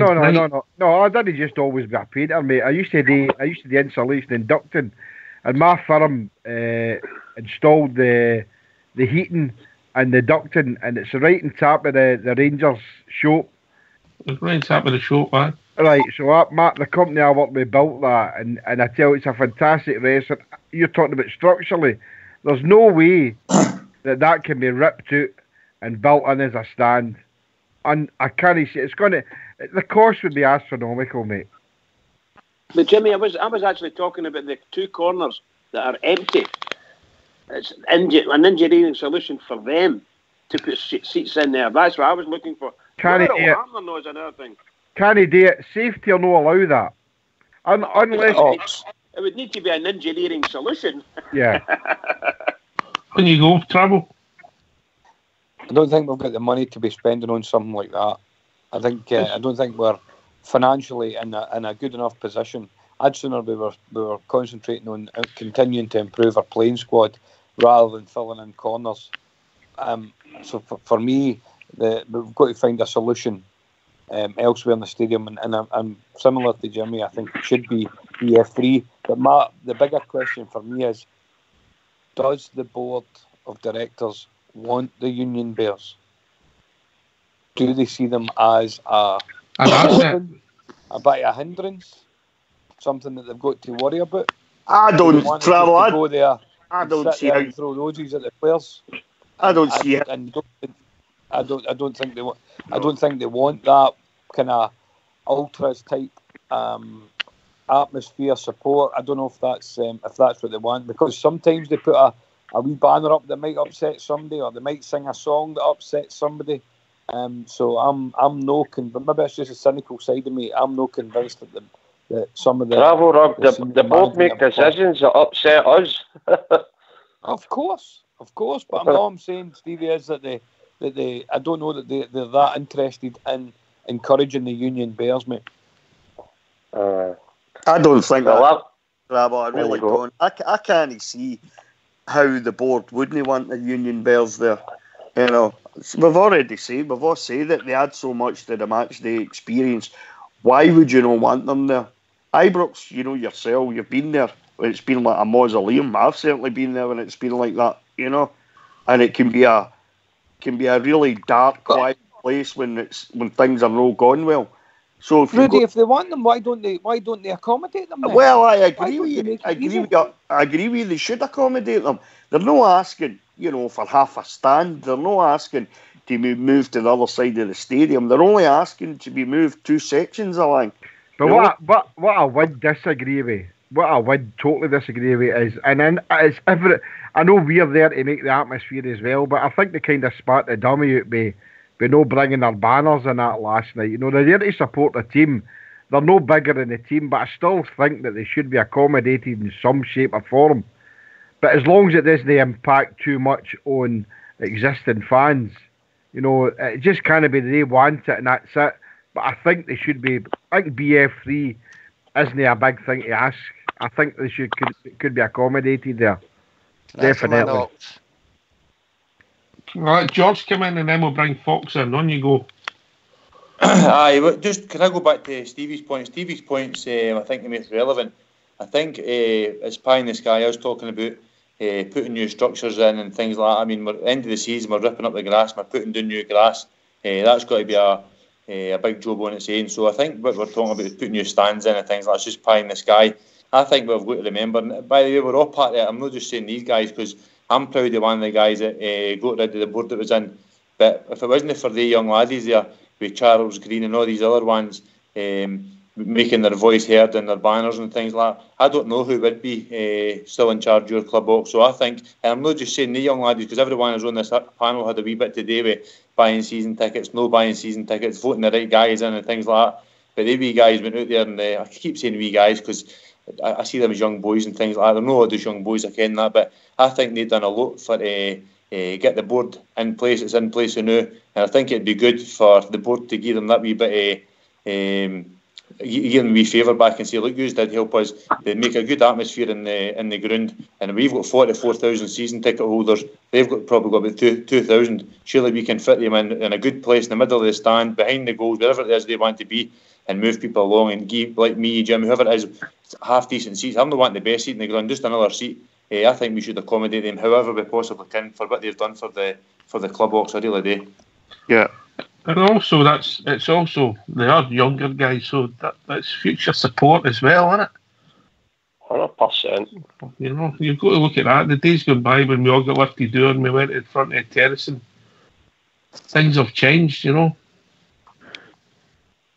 Come in, you come, Stevie. And then Fox. I mean, listen, but I can remember bunking school and Gerrard watching Rangers training in the Albion, the old Albion across the road there. and climbing a wall and standing on a wall at a meerkat, watching Terry Butcher and a lot of troops training. It sticks with you. They're not always going to be young boys. We need to get that out of our head. That's the future. And as I said to you earlier on, these guys on a Tuesday rainy night are away preserving our club and protecting it against this, that, and the next thing who will stand up against it or slaughter it. They're not just there on a Saturday making the place look nice and being vocal. These guys are taking that 150% serious outside it as well. They do a lot of good that you don't see as well, guys. That's what I'm trying to say. They protect the club the way we've jumped in defence of the club.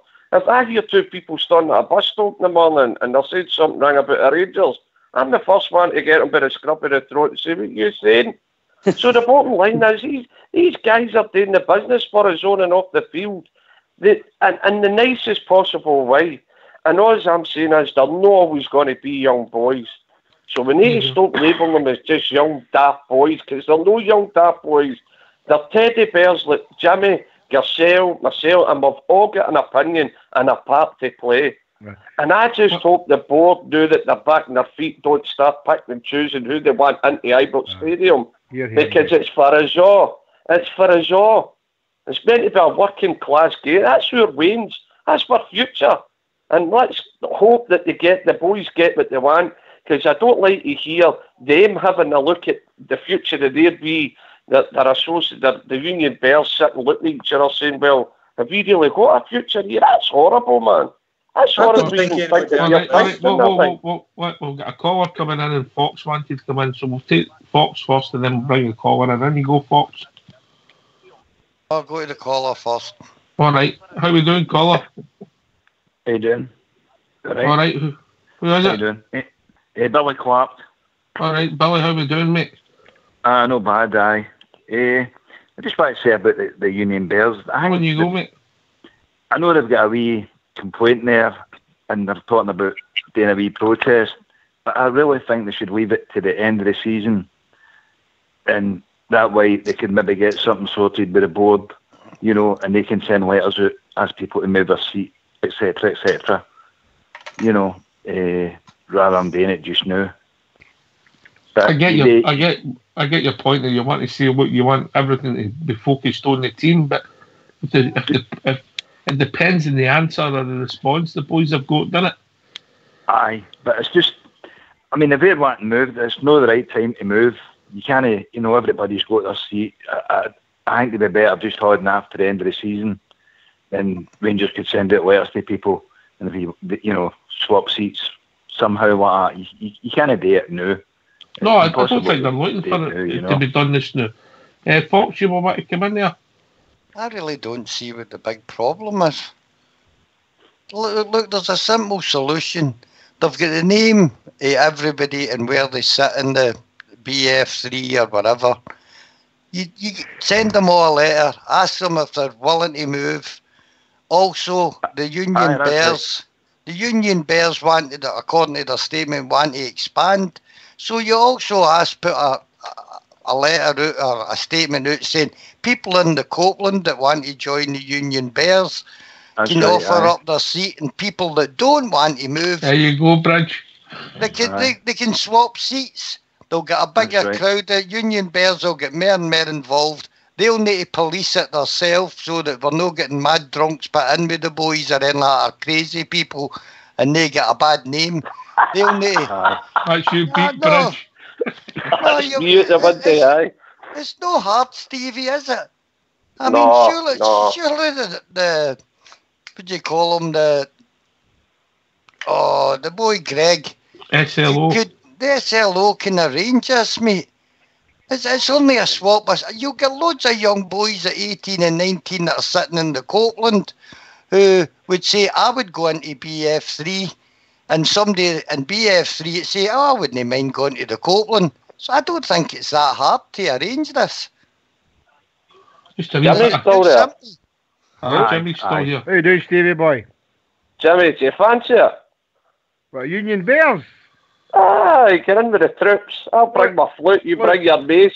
Aye, look, all us guys were all Union Bears at one time. We all done jumping up and down, singing and dancing and doing what we've got today. And unfortunately, I'm not able to do that. I wish I could run about, jump about the stick the way I used to, Stevie. You know that. Right?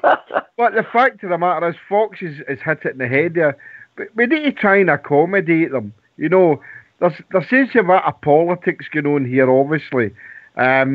We see a lot of negative things about Union Bears, about they don't do as much for the Rangers Foundation, and they seem to get more away tickets and supporters clubs and all that, blah, blah, blah.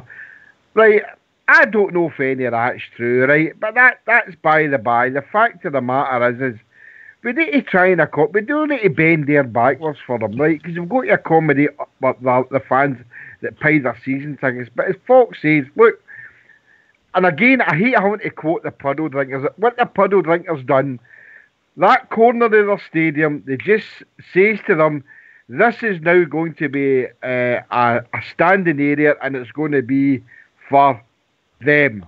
Right? I'm not even going to say their name. Now, I don't know if Rangers are going to instigate a standing area, but they should be able to turn around and say, BF3 is now going to be the Union Bears, and that's the end of story. And that's it. And then people can go and do what they've got to do. I know that might sound harsh to some people, and I'm like George has said, if it happened to me, I wouldn't be happy that I take out my seat, but you know something? I'm still going to get a seat and see the Gers. So that means more to me than anything. So, all right, fair comment. Billy, you want to come back in, mate? Just the point that you think it can be sorted at the end of the season. You don't have a problem with getting sorted. I think it'd be easier to sort it out at the end of the season rather than try to do it during it. And as the boy was saying about I don't think they're looking for it. I don't think they're looking for the actual seating to be resolved. It's just the future commitment they're looking for. That's why I'm reading it, Travel Rugger. And I think sometimes, I know the language comes in it as well when there's Wayne's doing about as well. They maybe need to tone that down a wee bit as well, because everybody's on tap as I know as it is. Well, you know what that's I mean? Bridgeman can't go into that section now if you've got to watch the language. That's what I'm saying. You've got to, I think, more now, I know it doesn't help. You know what I mean? That type of thing. I mean, you can all sing their songs without. Well, when it comes to Celtic, you could probably do it, but I think, you know, you're dating your supporters must be it. We've just got a caller there also on the phone. I've got a couple of callers on the phone. Stevie, I'll come right back to you. How are we doing, caller? Right. How you doing? All right, who's this? It's Old Bear. Old Bear, how we doing, Old Bear? You're not alone the night on here.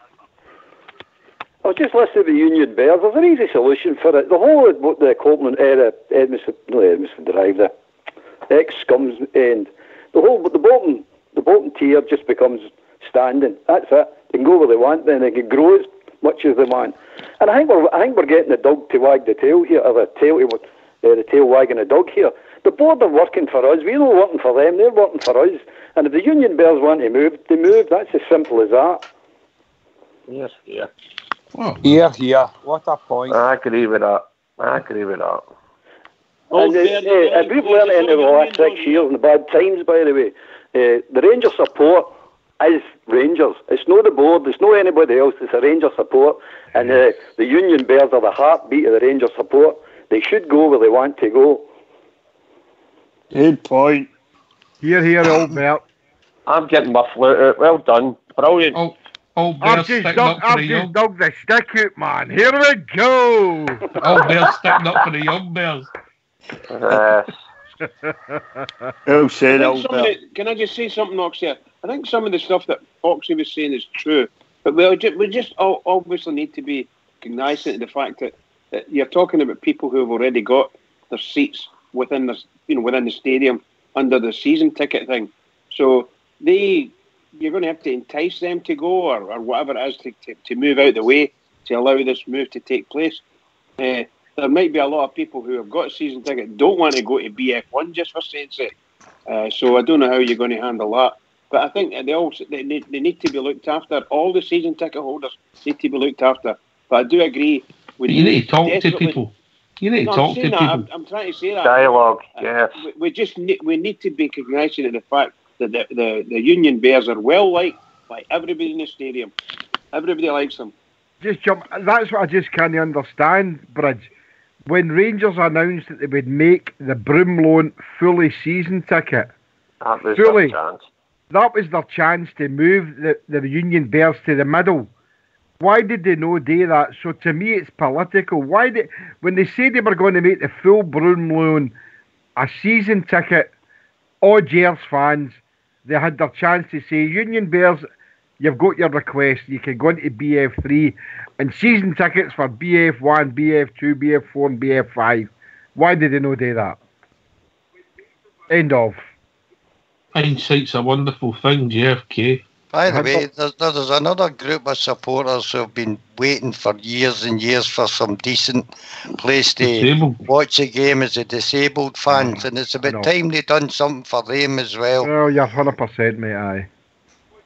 They're sitting out there when it's raining or snowing or God knows what, mate. They've hardly any protection whatsoever. They've got a horrible view. And we know that it's the shape of Ibrox and that we can't extend anything much, but there's solutions that can be found, and I think the club could do a lot more for supporters. I think the boy that says that it's the fans that run Rangers, the board only look after it, goes a long way with me. Oh, 100%. Yeah, can I come in there again? On you go, Albert. We see that mob over there, the pedos over there with that snot brigade, that green brigade, I don't call them, it's a snot brigade, that brigade. Well, they're getting their own way, they've got a political voice, in football, out of football, they get their own way at every turn. It's time Rangers supporters stood up on their feet and said enough's enough, we're not taking any more of this crap, and we're certainly not taking any of this crap off our own board. If they supporters want to move, they move, and that's the end. Ask the supporters, put a questionnaire out for the supporters to back the Union Bears, and I bet you 90% to 95% of the supporters in the ground will back the Union Bears. Mark, Corby. No, stop. Mark's away, mate. All right, okay. Billy, you might come back in. Oh, God as well, I think. I think we need to watch, as I was trying to say earlier, we need to watch for P's and Q's and do things correctly for everybody. It's for everybody. So they need to sit down around the table and find out what people want and how it can be accommodated. And if it can be accommodated, the people that want it need to be able to understand that as well, without being told, you're getting nothing. It has to be negotiated somewhere along the line. Maybe bring someone like yourself in, Oxford, that's a trained negotiator, so you could hear what both sides are saying, and sort of get some sort of a, I don't know, some sort of agreement. Because it's going to be bad if we have a discussion and then the board or the rest of the ones that don't want to move, turn in and say to the Union Bears, no, you're not getting it. You're not getting BF3. We don't even know what the size of the problem is. Let's just say this. Exactly. They need to sit down and just find out what it is and see if they can get a solution. The size of the problem. Yes, mate. Oh, can I say something just before I go here, right? Because I'm obviously having 2 bonds. Aye, 2 bonds, the flip bond, the whiskey bond, so I need to be up early. Listen, I just think the way we're debating this tonight just tells you its own story. And by the way, well done to Rangers Radio for getting the platform once again. I wish one of the Union Bears would come on. But the bottom line is, guys, the way we're debating it tonight just tells you how well the Union Bears are liked. Because it wasn't worth talking about. No, I mean, that's the bottom line. So see, before I go, is Big Geordie Logan there? Yes. George, you there? Hey, dude, all right? Aye, George, next home game, your bottle of vodka will be there. I'm just trying to make JFK jealous. Okay. Your bottle of vodka's there, big man. Okay, with the badge on it. You're never... George, it's one of the everlasting bottles he gives you, mate, and they're absolutely fantastic. I'm not kidding. George, you'll love it, mate. It's never empty. Thanks very much, Stevie. No problem. Stevie, I'm looking forward. I didn't actually drink, Stevie, but like I say, it's for the band hall. It's just, we've got a hole in there. Well, that's even better, mate. Anyway, it's a VAT-free one, anyway. Listen, guys, good night and brilliant show tonight. And I just hope to God that our board can sit, listen to the young boys. As everybody's saying, young boys, they're not always going to be young boys. They're the future of our club, and hope we can accommodate them in some way. All right, lads, so good night, and thanks to Rangers Radio again for having us. All right, lads. Cheers, okay. Right, good night, lads. Cheers, Stevie, for the drum. Keep it going for the Rangers. Keep it going, Bridgeman. Keep it going. No surrender for the Union Bell. Oh, here, can I just jump in with a wee quick snippet here? I've just texted my pal, and I've just texted him and asked if his boy can put us in contact with somebody for the Union Bears who could maybe come on and speak in the next couple of days. Is that all right? No problem, mate. He just text me back. I will let you know. That's all I can do. Mm-hmm. A lot of these guys don't maybe know what their voice heard. Well, they don't have to. They only maybe have to come in. We'll not say who they are. I mean, all Bears know all, does he? Oh, well, I'm no near you. 62. Oh, you know all, don't you? Oh, you know all. You get hair, old bear. No, Bull was a cue ball. See, Oxyer's no got a lot of hair in the front, so he's older. What? Well, you've got a good thatch for a man your age. Of course I have. Yeah. Old Bear, how long you been listening to the show for? Just about a year now. All right, okay. Is this the first time you've called in? Pardon? Is this the first time you've called in? Aye. Brilliant, I'm one of the Gibbery guys, know what I mean? Once you get me going, you'll not get me to shut up. You'll need to cut me off. Where are you from, Old Bear? Where are you from? I'm out of the Cardonald area. Just about 15 minutes from Ibrox. No bother, pal. That's magic. Nice wee walk every home game. Aye. Many a time I played in those 50 pitches he used to have over there, I'll tell you. Oh, I played them, aye. Hope you weren't kicking me when you were playing. Oh, too sulky a player. You were an older age group then, were you no, Bridge? I don't know. He's Old Bear, isn't he? You'd retired when... Old Bear, how do you think things are going on in the park?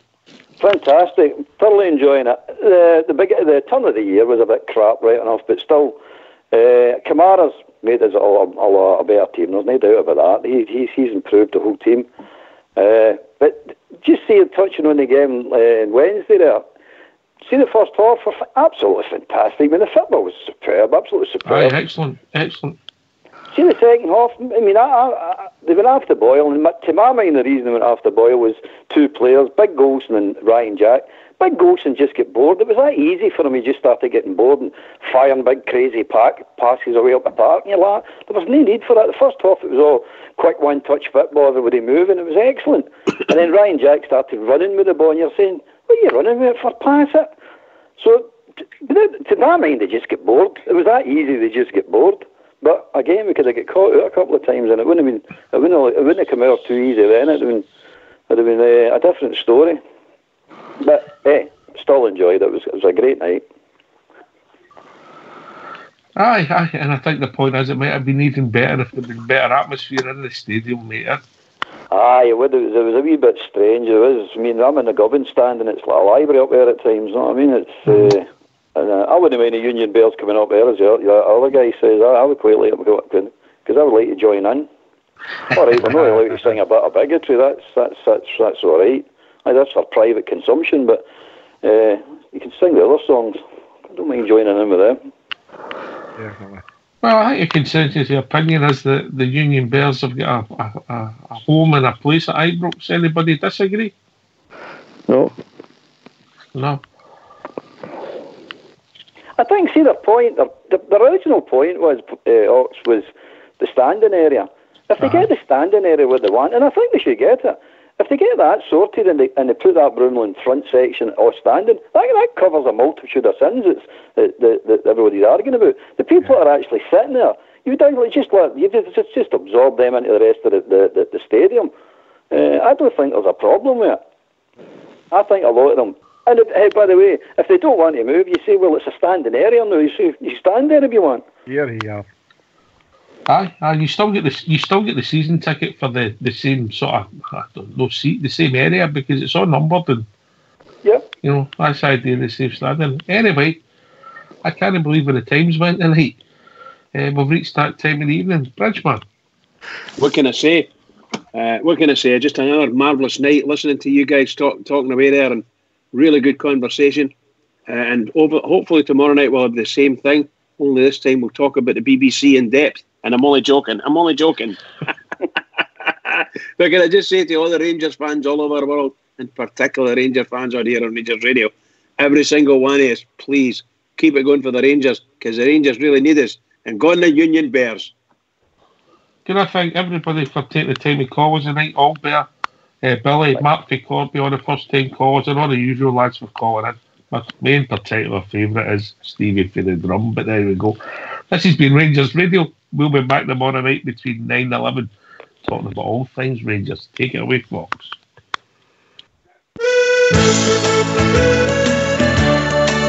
Oh, every other Saturday, my half day out, and it's up to the match I go. Happily we wander down the Copeland Road, me and my wee pal Joe. Oh, we love to see the lassies with the blue scarves on. We love to hear the boys all roar. But I don't have to tell you the best of all, we love to see the Rangers score. Whoa, me, oh, me, oh, me, oh, my. Oh, how we love to hear the cry. We love to see the lassies with the blue scarves on. We love to hear the boys all roar. But I don't have to tell you the best of all, we love to see the Rangers score. Oh, we won the Scottish League about 1,000 times. The League Cup is simple too. We gave some exhibitions in the Scottish Cup. We gave a Wembley Wizard too. And when the Glasgow Rangers win the European Cup, when we won they had before, we'll rally round an Ibrox 100,000 strong. We'll give the boys an Ibrox roar. Whoa, me, oh, me, oh, me, oh, my. Oh, how we love to hear the cry. We love to see the lassies with the blue scarves on. We love to hear the boys roar. But I don't have to tell you the best of all, we love to see the Rangers score.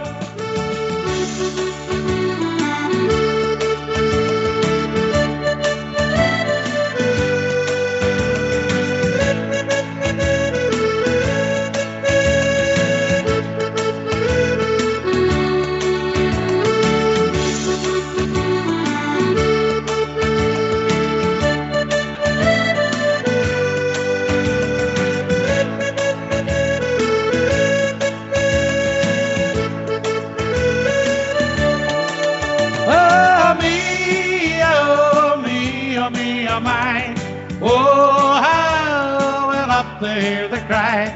We love to see the lassies with the blue scarves on.